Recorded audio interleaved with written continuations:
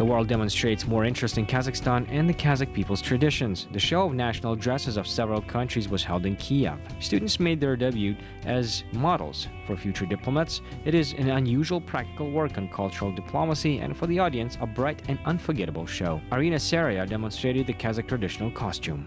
I chose the costume myself. I had several options. I really like the original and unusual embroidery. It is very different from our Ukrainian costume, so I wanted to present it. I've never been to Kazakhstan, but of course I would like to visit this country.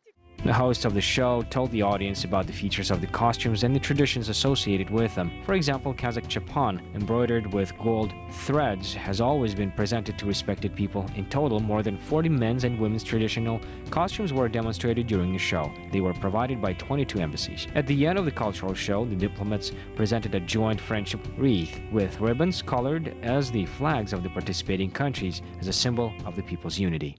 National costumes are very important because they embody the destiny of the people and their identity. Therefore, they are one of the important sources of information about culture and characteristics of each nation. Such cultural events let diplomats communicate with one another in a free atmosphere, get acquainted, and solve many issues in an informal atmosphere. The traditional costumes of the peoples, as well as their languages, spark interest among Ukrainians. Kiev residents had the opportunity to study Kazakh language. The Kazakh language courses were opened in the capital of Ukraine. We have a large diaspora here in Ukraine. Everyone wants to be close to his historical homeland.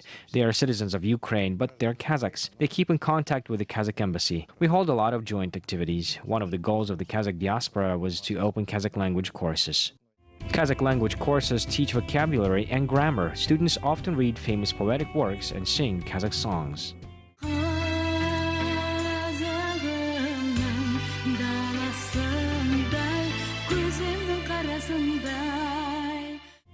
The meetings of the club members are held in Zhambyl Zhabayev Library. The library, named after the Kazakh poet, is one of the most important places for the Kazakh diaspora. Although I don't understand the Kazakh language, lessons are very interesting for me. They study grammar first, and then they sing. I like it so much. I admire the students' aspiration to study the language. I believe that this is very important because the Kazakhs who live in Ukraine want to know about their homeland, their native language.